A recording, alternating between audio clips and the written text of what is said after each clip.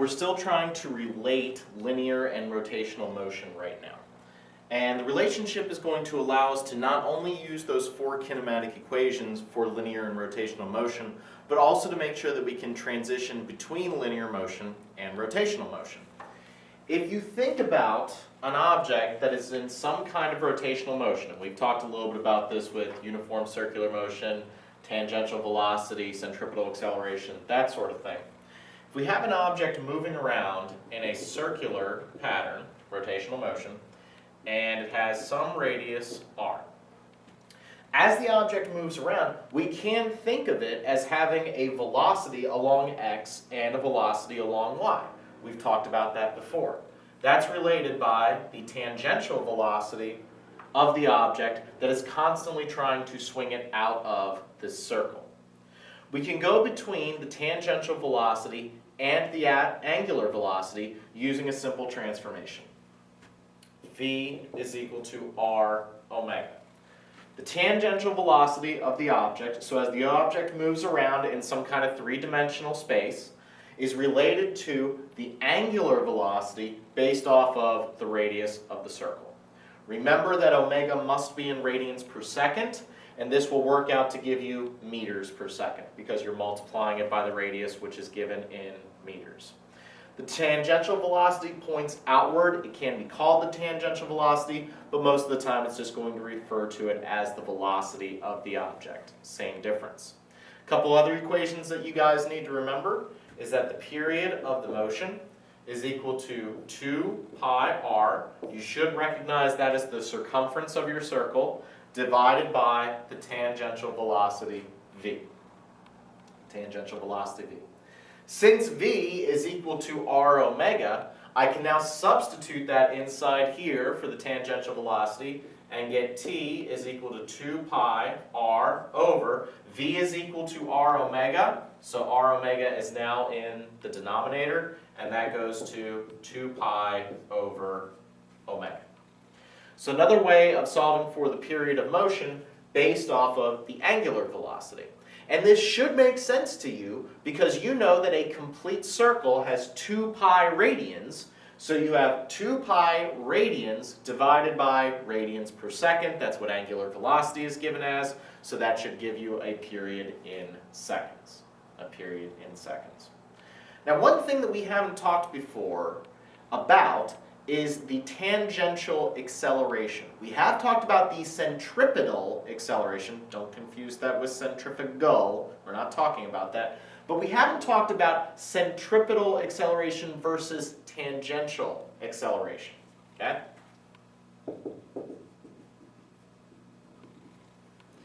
So if we're still moving around in some kind of circle, this angular velocity that we're going around the circle with, the angular velocity could be changing. You could have an angular acceleration. So you could be going around the circle and getting faster and faster and faster. That relates to tangential acceleration, not necessarily the centripetal acceleration. In fact, they're not related. The centripetal acceleration keeps you in uniform circular motion, okay? But remember that term uniform. That means that the tangential velocity will not change. If, however, you begin to speed up or slow down going around the circle, then that means that your angular velocity is changing. That must also mean that your tangential velocity is changing, and therefore you are experiencing a tangential acceleration. The tangential acceleration is related to the angular acceleration. Okay? The tangential acceleration is again going to be tangential to your circle. Notice that I have t down here for tangential acceleration, and that is going to be related to the angular acceleration by this equation right here. A of t is equal to r alpha. So we have v is equal to r omega, and the tangential acceleration is equal to r alpha. Remember, this is going to speed up or slow you down as you go around the circle.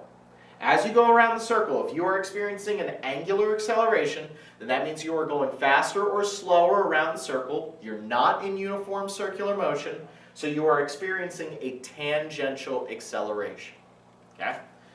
go back to what we have talked about before as the centripetal acceleration. Had to be careful with my terminology there. The centripetal acceleration is also called the radial acceleration at times. Okay? At times the book's going to call it the radial acceleration. Remember that this is the acceleration that is pointing inward. So if you have the radius, the centripetal acceleration or the radial acceleration, radial because it's along the radius, that is changing your velocity as you go around, but it is not necessarily changing how fast you are going. Recall that the tangential velocity must always be pointing outward as you go around the circle. So as you go around the circle, your x and y components are changing. If you're in uniform circular motion, however, the magnitude of your velocity isn't changing. You're still going around at the same rate, but the direction is changing. This comes from the radial acceleration. You guys know that centripetal acceleration is given by v squared over r. So a of r is the same thing as centripetal acceleration. So the radial acceleration is the same thing as the centripetal acceleration. We know that the centripetal acceleration, so AR, is given by the tangential velocity squared over the radius. Now we can do my substitution over here with r omega. So that means that A of r is equal to r omega squared divided by r. And now I have that the radial acceleration is equal to omega squared r.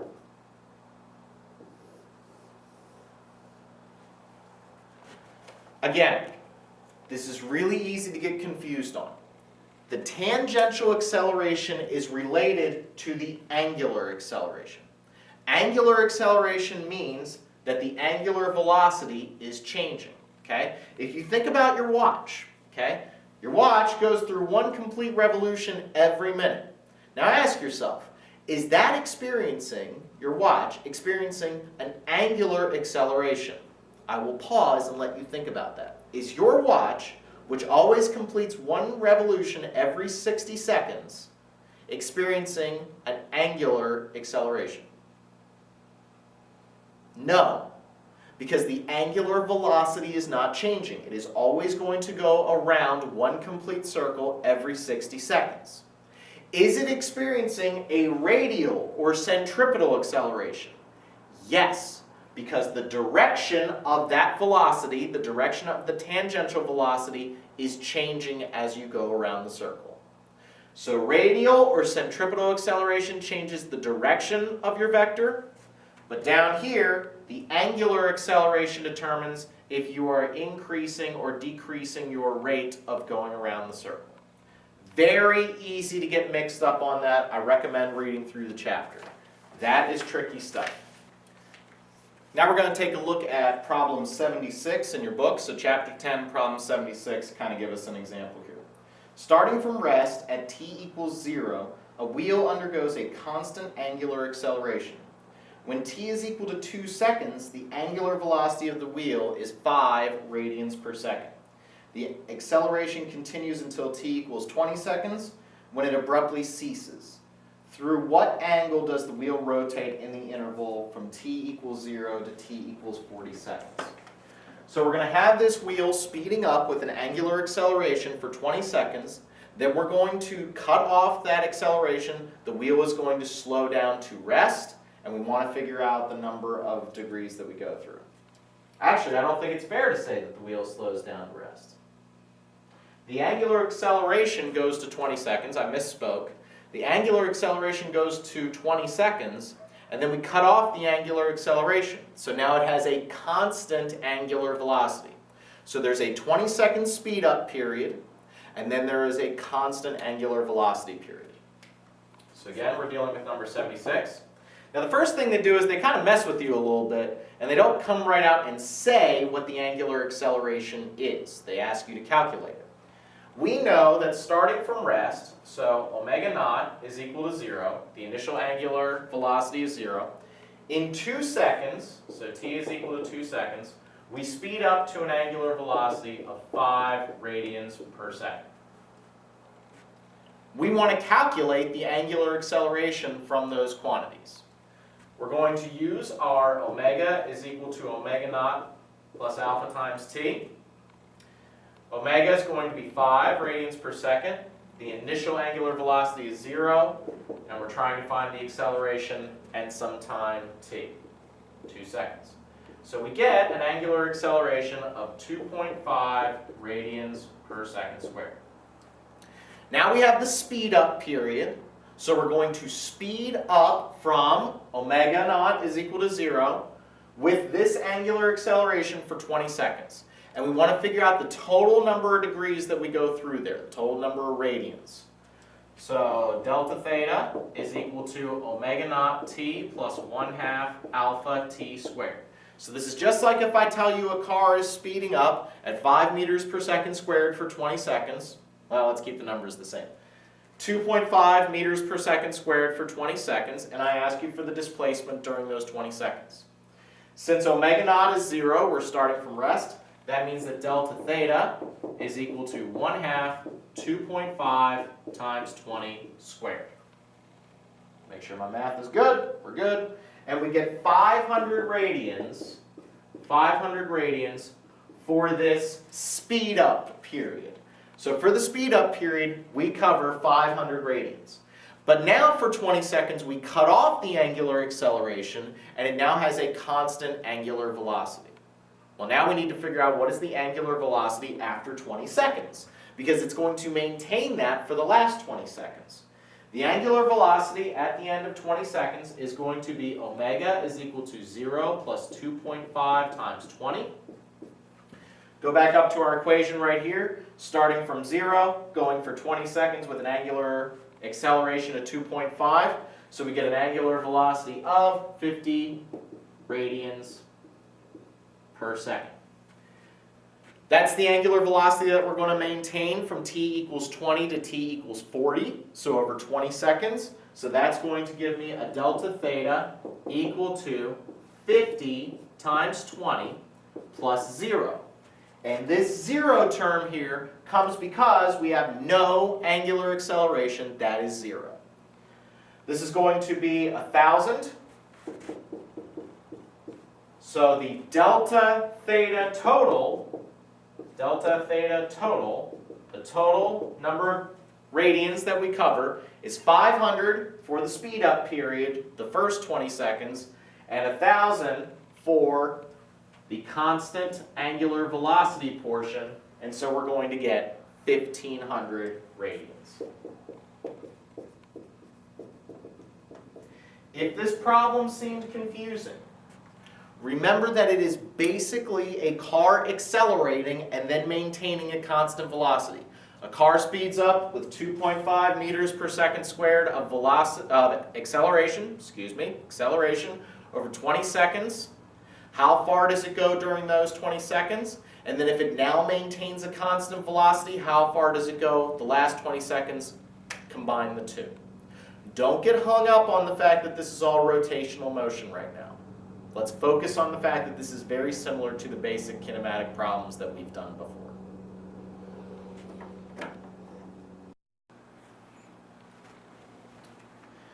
So now we're going to move on to problem 80, and in this one we have a disk rotates at constant angular acceleration from an angular position theta 1 is equal to 10 radians to an angular position theta 2 is equal to 70 radians in 6 seconds, so we have a time. Its angular velocity at theta 2 is 15 radians per second. And in part 1 it says what was its angular velocity at theta 1. Okay.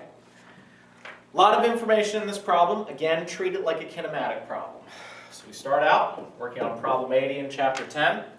We know theta 1 is equal to 10 radians. So that's our starting position. Theta 2 is equal to 70 radians. That means that the change in theta is equal to 70 minus 10, which is equal to 60 radians. A little bit more information here. We know that the time given is 6 seconds.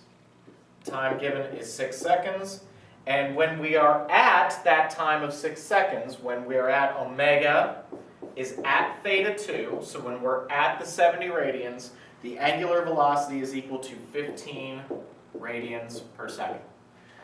So we want to find the angular velocity at theta 1. So we have to work backwards here a little bit. So I would use the delta theta equation, where we have 1/2 of omega naught plus omega, initial angular velocity, final angular velocity multiplied by the time. And that would be 60 is equal to 1/2. The initial is what we're trying to find. We have the final times the time.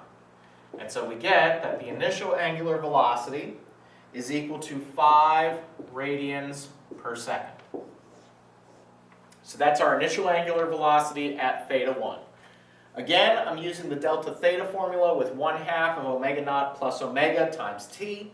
I know the change in theta. I know the final angular velocity. I know the time. I can get omega naught. Now in the second part, it asks us, what is the angular acceleration? What is the angular acceleration? Well, now I have omega, and I have omega naught, and I have a time. So let's use that equation. Omega is equal to omega naught plus alpha t. The final angular velocity is 15. The initial is 5, plus the acceleration times 6. So we get that we have an angular acceleration of about 1.67 radians per second squared.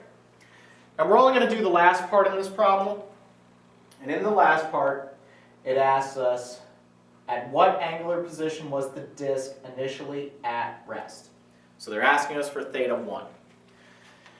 In order to figure out theta 1, I would use, what would I use? So we're working backwards here a little bit.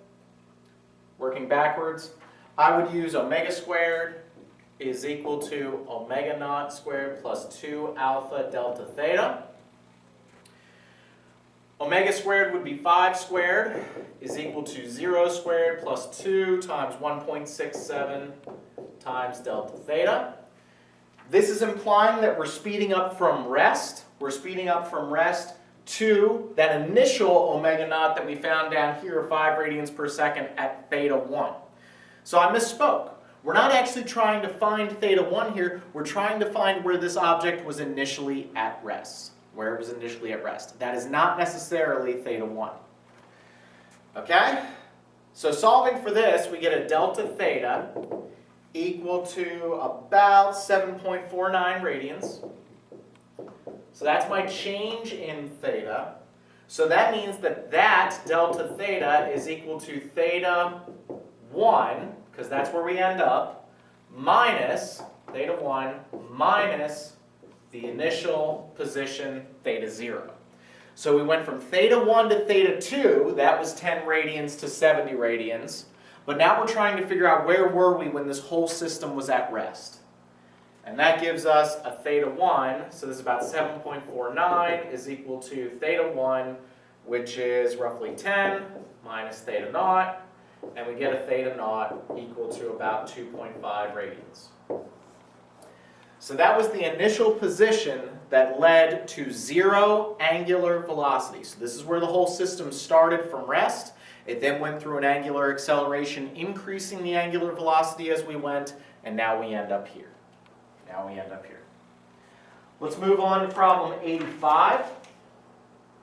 A golf ball is launched at an angle of 20 degrees to the horizontal with a speed of 60 meters per second and a rotation rate of 90 radians per second. Neglecting air drag, determine the number of revolutions the ball makes by the time it reaches its maximum height. So we're doing a little bit of kinematics in this problem, but the heart of this problem is the rotation. So we're going to hit this golf ball. We know its angular velocity, 90 radians per second. So that's how many degrees it's going to go through. That's how much rotation it's going to go through while it goes up to maximum height. That's its angular velocity. We don't know how many degrees it's going to necessarily go through, but we know the rate. So what I would do is figure out the time that it takes to reach maximum height.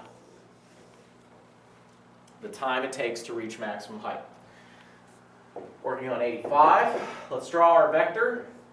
So this is 60 meters per second at an angle of 20 degrees. Okay? Break that down into an x and y component. the initial velocity along x is equal to 56.38 meters per second, and the initial velocity along y is 20.52 meters per second.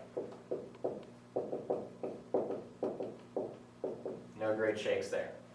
We know that omega is equal to 90 radians per second. That's not going to directly interfere with this linear motion, but we are going to use this when we're talking about the rotation of the golf ball, because we want to figure out how many radians it passes through. Okay? To reach maximum height, we could figure out it a number of ways. I'm going to do it using a little bit of a trick.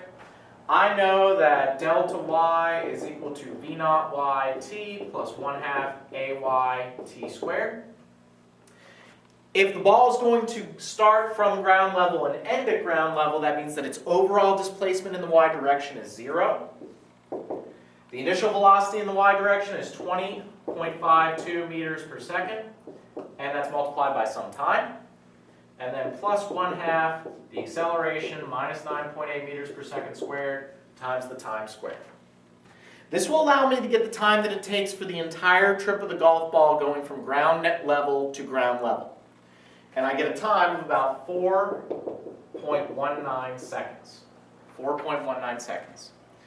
The time it takes to reach maximum height is going to be half of this time. Okay, remember that little trick. In order to reach maximum height, it takes half the time it takes to go from starting position to ground position in the y direction. So that's going to be 4.19 divided by 2. So the half time is equal to about 2.09 seconds. A little bit of rounding there. Now I have a time and I have an angular velocity. Delta theta is equal to omega naught t plus 1/2 alpha t squared. This is given as a constant value for the golf ball, so we don't have to worry about any angular acceleration here. So this whole second term dies, it goes to 0. And now I'm just going to get that delta theta is equal to 90 radians per second multiplied by the amount of time that it takes to reach maximum height. That's the 2.09 seconds right there.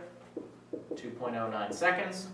And I get a delta theta equal to about 188.1 radians. So again, a little bit of kinematics to start the problem. We're given that this golf ball is hit at 60 meters per second, 20 degrees, can figure out the x and the y components of its velocity. We want to figure out how many degrees, how many radians this golf ball is going to spin through as it goes up to the maximum height. I kind of cheated a little bit. I know it's starting and ending at ground level, so delta y is 0. Use the initial velocity in the y direction, the acceleration due to gravity, minus 9.8. Watch that minus sign there. You get your time of 4.19 seconds. That's the time that it takes to reach ground level. We know that that's going to be half the time it takes to reach the top. So half the time it takes to reach the top, double that to get the full length of time. So that's 2.09 seconds to reach maximum height. Multiply that in down here with our delta theta equation. There is no angular acceleration. That's not present. So 90 times 2.09 seconds. And you get a delta theta, number of radians we pass through for the golf ball, 188.1 radians. To go a step further, if I asked you how many revolutions that was, there are 2 pi radians in one complete revolution, so you would divide this by 2 pi.